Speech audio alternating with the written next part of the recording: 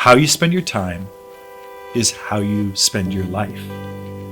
And where you spend your money reflects what's most important to you.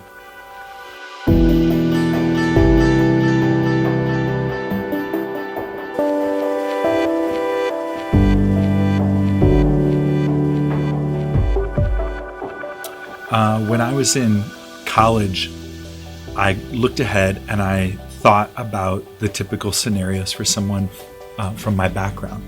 I'd finish school, get my first job, hope to marry, and have a couple of kids, fall into a career. And then I read the Gospels and I saw Jesus saying these crazy things that we're actually invited to live for a higher purpose, to seek God's kingdom. And that when we do, the details of life, food and clothes will be taken care of, but we're invited to really be agents of God's healing and restoration in the world. And I felt like I was faced with a choice. Do I want to listen to the invitation of Jesus to the wild and crazy and wondrous ways of the kingdom, or follow the scripts of my culture? The offer that is presented to us is that we are cared for, we have enough, and that if we can believe that, we can live a life without worry, without fear, without greed. And rather than living life out of that sense of scarcity, we can learn to live out of a sense of abundance. One of the first steps is to name what matters most to you. Who are the people that are important for you to journey with? What kind of work are you called to in life to bring good to this world? Who are you? And then to ask, is the way that I'm spending my time and allocating my resources, do those two things reflect what I've named as what's most important to me? And so the invitation of the book is to try and close the gap between what we say matters to us and where we're spending our time and money.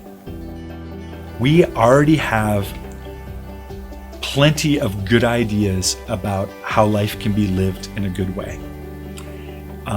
Our challenge is to actually take steps to act on that knowledge that we already have.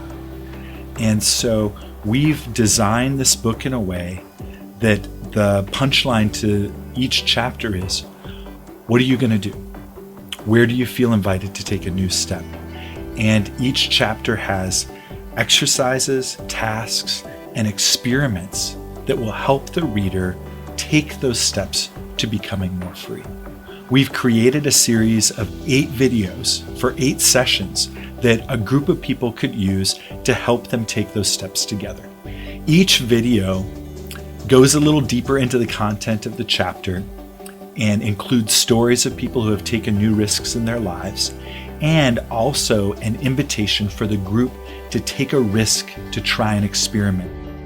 No matter what your situation, there is hope and a potential and an invitation to become more free with how you spend your time and your financial resources.